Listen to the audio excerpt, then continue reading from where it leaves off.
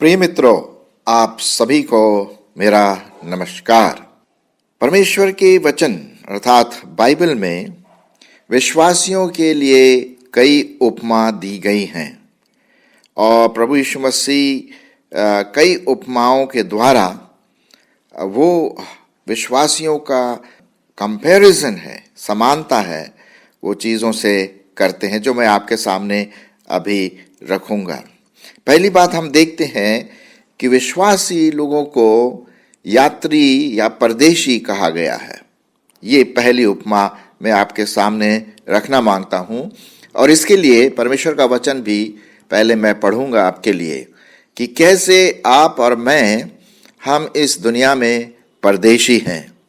हमारा ये पूरा सिद्ध स्थान नहीं है, ये थोड़े समय का जगह है जहाँ पर हम रहते हैं इस देश में, इस पृथ्वी पर, और हम इस देश में परदेशी हैं, इस पृथ्वी पर परदेशी हैं। हम सिर्फ यात्री हैं और इसीलिए हमें कुछ बातों का ध्यान रखना अत्यंत आवश्यक है। मैं आपके लिए पढ़ूंगा पहला पत्रस उसका 2 अध्याय 11 पद। पहला पत्रस 2 अध्याय 11 पद। हे प्रियो, मैं तुमसे विनती करता हूँ कि तुम अपने आप को परदेशी और यात्री जानकर उस सांसारिक अभिलाषाओं से जो आत्मा से युद्ध करती है बचे रहो। आपने देखा, परमेश्वर का वचन साफ कहता है कि हम इस दुनिया में एक यात्री हैं, परदेशी। आप जानते हैं कि यात्री जब रेलवे स्टेशन में रहता है, बस स्टैंड में जाता है, तो वो एक जगह से दूसरी जगह जाने के लिए जाता है, क्योंकि वो उसका स्थान नहीं है, वो एक जगह से दूसरी जगह जाता है। हम भी इस दुनिया में आए हैं और हम यात्री के रूप में हैं, हम परदेशी के रूप में हैं। लेकिन हमारा जो देश है वो स्वर्ग है। स्वर्ग में हम जाना है वापस। हमारा जो बिल्कुल जो परफेक्ट स्थान है, जिसे हम कहते हैं स्थायी स्थान, जहाँ से हम कभी नहीं लौटेंगे। और इसीलिए लिखा हुआ है कि विश्वासी को इस बात का ध्यान रखना है कि जब हम इस संसार में परदेशी के रूप में हैं, यात्री के रूप में हैं, तो संसार की जो अभिलाषाएं हैं, जो खिंचाव है, जो रगड़ा झगड़ा, लड़ाई झगड़े, ईर्ष्या और कई प्रकार की जो सांसारिक चीज़ें जो हमें खींचती हैं, शरीर की अभिलाषाएं जो खींचती है, हमें उसमें संलग्न नहीं होना है। इसलिए हमें उन बातों को ध्यान में रखते हुए आत्मा, पवित्र आत्मा के चलाए चलते हम इस देश से चले जाएं और अपने देश। लिखा हुआ है, अन्य जातियों में तुम्हारा चाल चलन कैसा हो? भला हो, इसलिए कि जिन जिन बातों में वे तुम्हें कुकर्मी जानकर बदनाम करते हैं, वे तुम्हारे भले कामों को देखकर उन्हीं के कारण कृपा दृष्टि के दिन परमेश्वर के लिए महिमा ठहराए जा सकें। इसलिए हे मेरे प्रियो, हम एक परदेशी हैं और एक पवित्र जीवन जब तक परमेश्वर हमें दिया है, ये जीवन दिया है, हम उस पर चलें, क्योंकि हमारा जो स्थान है वो स्वर्गीय देश में। एक और पद आपके लिए पढ़ूंगा, इब्रानियों की पत्री और उसका 11:10 में आपके लिए पढ़ूंगा। इस बात को बताता है, क्योंकि वह उस स्थिर नींव वाले नगर की बाट जोता है जिसका रचने वाला कौन है? परमेश्वर है, अर्थात स्वर्ग, जो आपका और मेरा असली देश है। एक गाना भी तो है, जाएंगे हम उत्तम देश में जरूर, रहेंगे प्रभु के साथ हम जरूर। इस बात का आप ध्यान रखिए कि हमारा जो देश है वो स्वर्गीय देश है। और 16वां पद में लिखा हुआ है इब्रानियों के 11 में, पर वे एक उत्तम अर्थात स्वर्गीय देश के अभिलाषी हैं, इसीलिए परमेश्वर उनका परमेश्वर कहलाने में उनसे नहीं लजाता। उसने उनके लिए एक नगर तैयार किया है। मेरे प्रियो, हम इस पृथ्वी पर एक स्ट्रेंजर हैं, एक पिलग्रिम हैं, एक यात्री हैं, और उसी के समान हमें इस दुनिया की चीज़ों में शामिल नहीं होना है। हमें अभिलाषाओं से परे रखना है। परमेश्वर ने हमें रखा है कि हम उसकी महिमा करें अपने जीवन के द्वारा, एक परदेशी होकर के, क्योंकि अंत में मौत के बाद हम स्वर्ग में जाएंगे। दूसरा एक और उपमा परमेश्वर ने अपने वचन में दिया है, वो है नमक का। मैं आपके लिए पढ़ूंगा मत्ती रचित सुसमाचार, उसका 5वां अध्याय और उसका 13वां पद। यहाँ पर प्रभु यीशु मसीह क्या कहते हैं?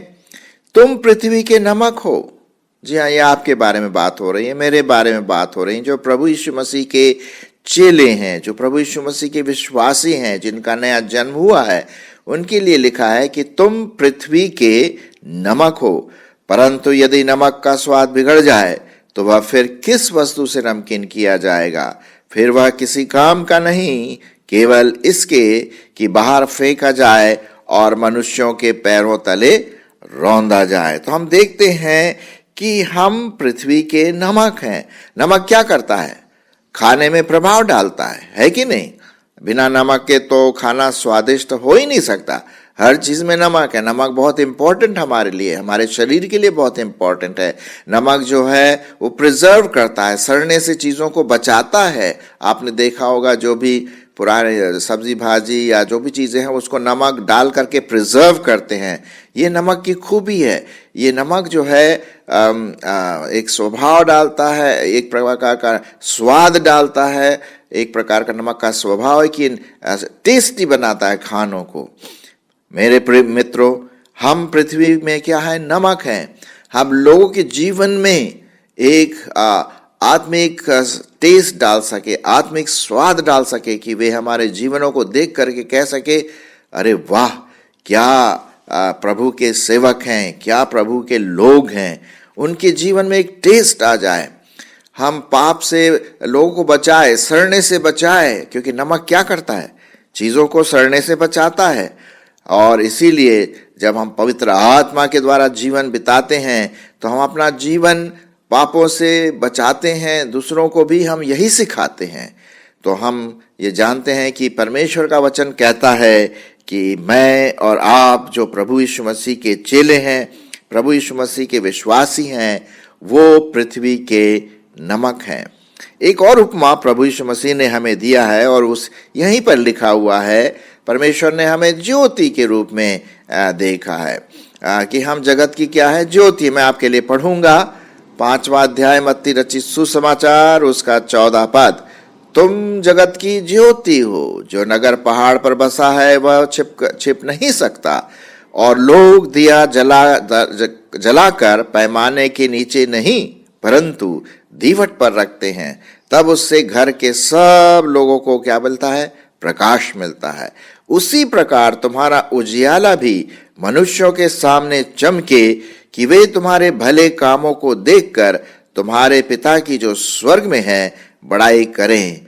मेरे मित्रों, हमने देखा कि उपमाएं दी गई हैं बाइबल में। पहला हमने देखा कि हम यात्री हैं और हम पिलग्रिम हैं और हम परदेशी हैं, हम नमक हैं, और हम देखते हैं हम जगत की ज्योति हैं। आप जानते हैं कि अंधकार में चलते समय लाइट की बहुत ज़रूरत पड़ती है। बिना लाइट के हम चीज़ों को नहीं देख सकते। हो सकता है हमारे पाँव कीड़े मकोड़ों के ऊपर पड़ जाए और हमें काट ले, या हमारा पाँव कहीं पत्थर में या गड्ढे में गिर जाए और हम गिर सकते हैं, चोट पहुंच सकती। ये अंधकार है। लेकिन जब हम ज्योति में चलते हैं, टॉर्च है हमारे पास, दीपक है, तब हम सब चीज़ें, पाप की जो चीज़ें हैं उसको हम देख सकते हैं और उसको हम अवॉइड कर सकते हैं। और इसके साथ ही साथ ज्योति क्या करता है? प्रकाश क्या करता है? वो उजियाला फैलाता है, ताकि हर चीज़ जो छिपी हुई चीज़ें वो सामने आ जाए। मेरे दोस्तों, हमारा जीवन भी एक ज्योति वाला जीवन हो, एक पवित्र जीवन हो, अंधकार वाला जीवन न हो। अंधकार में गंदे गंदे काम होते हैं, गंदे गंदे विचार आते हैं। लेकिन ज्योति अर्थात जो लाइट है, प्रभु यीशु मसीह का जो ज्योति हम पर चमकती रहे, ताकि हम दूसरों के सामने अच्छा काम देख करके मनुष्यों के सामने चमके। 16वें पद में यही लिखा हुआ है, उसी प्रकार तुम्हारा उजियाला मनुष्यों के सामने अच्छे भले कामों के साथ चमके। क्यों? जिससे कि तुम्हारा पिता जो स्वर्ग में है वो उसकी बड़ाई हो सके। सो हमने देखा कि हम ज्योति है, प्रकाश है, लाइट है। आगे बढ़ेंगे। उसके बाद परमेश्वर ने अपने वचन में विश्वासियों की उपमा एक दुल्हन के समान दी है। जी हाँ, दुल्हन के समान। मैं आपके लिए पढ़ूंगा इफिसियों उसका 5 अध्याय 25 से 27। इफिसियों उसका 5वां अध्याय और उसका 25 से 27 पद मैं आपके लिए पढ़ूंगा। ध्यान से सुनिए।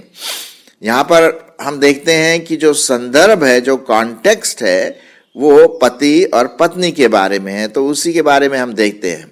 हे पतियों, अपनी अपनी पत्नी से प्रेम रखो, जैसा मसीह ने भी कलीसिया से प्रेम करके अपने आप को उसके लिए दे दिया, कि उसको वचन के द्वारा जल के स्नान से क्या करे? शुद्ध करके पवित्र बनाए और उसे एक तेजस्वी कलीसिया बनाकर अपने पास खड़ी करे, जिसमें न कलंक, न झुर्री, न कोई ऐसी वस्तु हो, वरन पवित्र और निर्दोष हो। जी हाँ, हम देखते हैं कि 32वें पद में लिखा हुआ, ये भेद तो बड़ा है, पर मैं मसीह और कलीसिया के विषय में कहता हूं।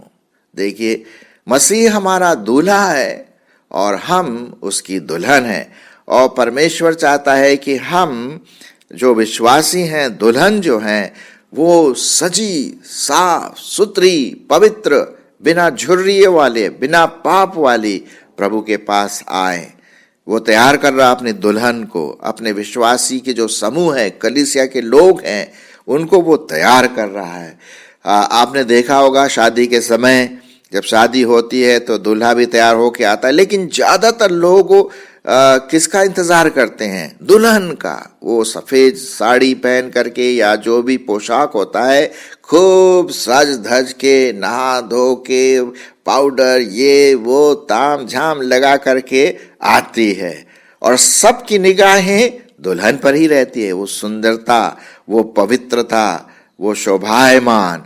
और भैया कैमरे वाले तो बस दुल्हन के पीछे ही पड़ जाते हैं, क्योंकि लोग उसी को देखना मांगते हैं।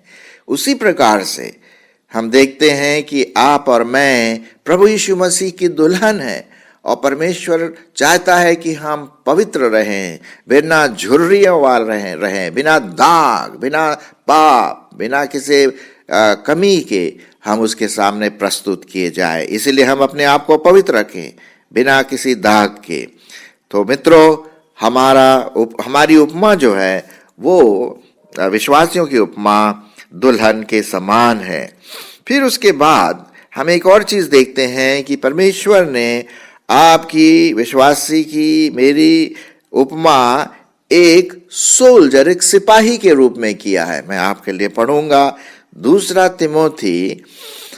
तिमोथी उसका 2 अध्याय 3 और 4 पद।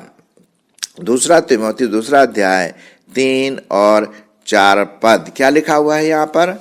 मसीह के अच्छे योद्धा के नाई मेरे साथ दुख उठा।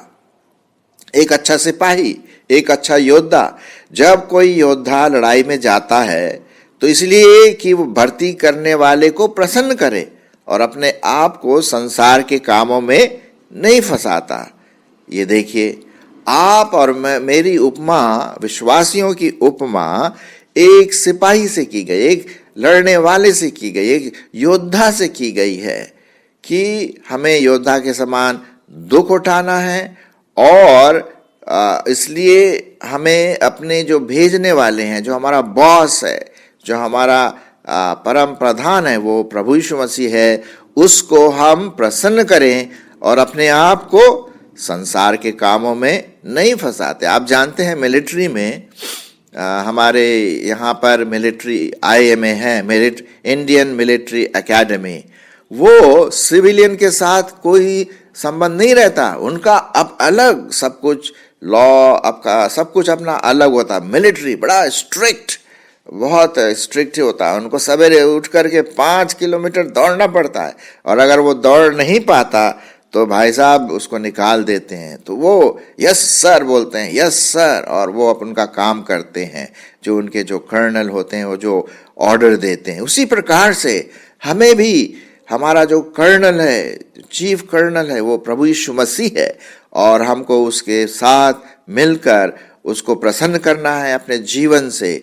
और जब मौका आए तो शायद दुख भी उठाना है, क्योंकि ऐसा लिखा हुआ है कि मसीह यीशु के अच्छे योद्धा के नहीं मेरे साथ क्या उठा, दुख उठा। तो हमें विश्वास योग्य रहना है, और अपने भर्ती करने वाले अर्थात हमारा जो कैप्टन है प्रभु यीशु मसीह, उसको हम प्रसन्न कर सके, हम अपने आप को डिसिप्लिन कर सके। एक सिपाही डिसिप्लिन भी करता है, बड़ा व्यवस्थित रहता है, उसके खाने में डिसिप्लिन है, उसके पहनावे में डिसिप्लिन है, हर चीज़ में बैलेंस, डाइट बैलेंस होता है। हर दिन अगर समोसा खाएंगे तो फिर क्या उससे प्रोटीन मिलेगा? बिल्कुल नहीं।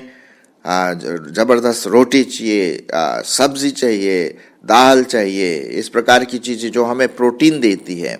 उसी प्रकार से हमें आत्मिक रूप से एक योद्धा बनने के लिए अच्छे डाइट अर्थात परमेश्वर का वचन उसको खाना है, उसको पढ़ना है, मनन करना है, परमेश्वर के साथ समय बिताना है प्रार्थना के द्वारा, और इस प्रकार की चीज़ों के द्वारा हम अपने आप को डिसिप्लिन करें।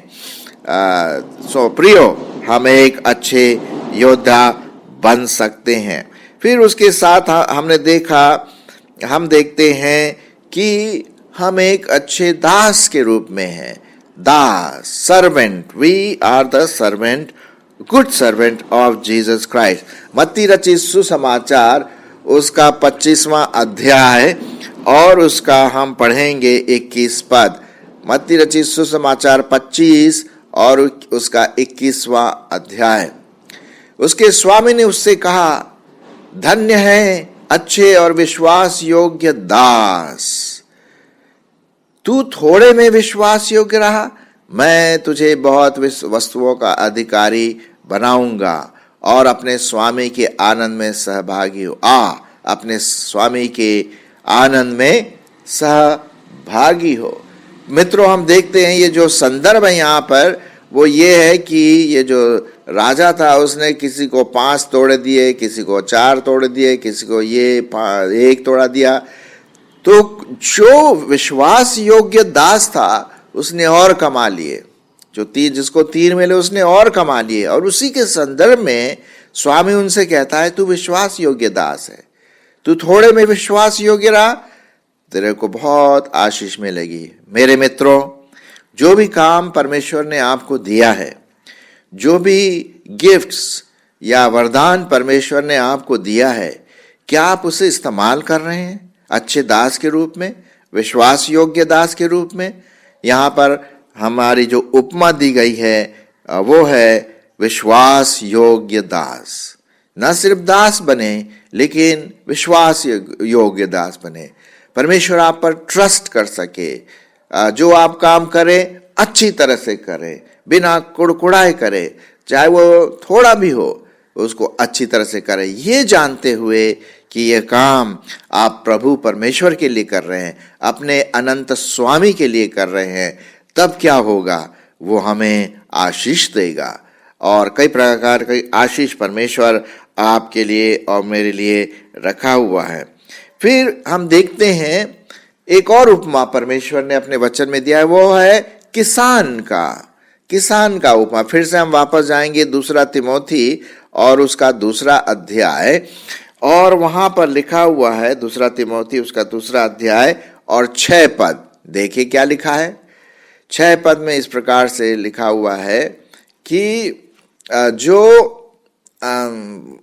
फार्मर या गृहस्थ परिश्रम करता है, फल का अंश पहले उसे मिलना चाहिए। अब आप जानते हैं किसान जो है वो बहुत परिश्रम करता है, बड़ी आशा के साथ वो क्या करता है, काम करता है। हार्ड वर्कर जिसे हम कहते हैं, उसको धूप की चिंता नहीं, उसको बरसात की चिंता नहीं, उसको ठंड की चिंता नहीं। वो किसान बोता है बीज ताकि बहुत सारा अनाज मिल जाए हमें और आपको खाने के लिए। उसी प्रकार से एक किसान के समान आपको और मुझको हार्ड वर्क करना। परमेश्वर ने आप हमें लेजी होने के लिए, आलसी होने के लिए नहीं बुलाया है। एक हार्ड वर्कर, एक परिश्रम करने वाले किसान के रूप में आपको और मुझको बुलाया है। फिर एक और हम देखते हैं कि आप और मैं बीज बोने वाले हैं, सोवर। वही फार्मर से संबंधित है। लूका रचित समाचार 8 और 4 पद।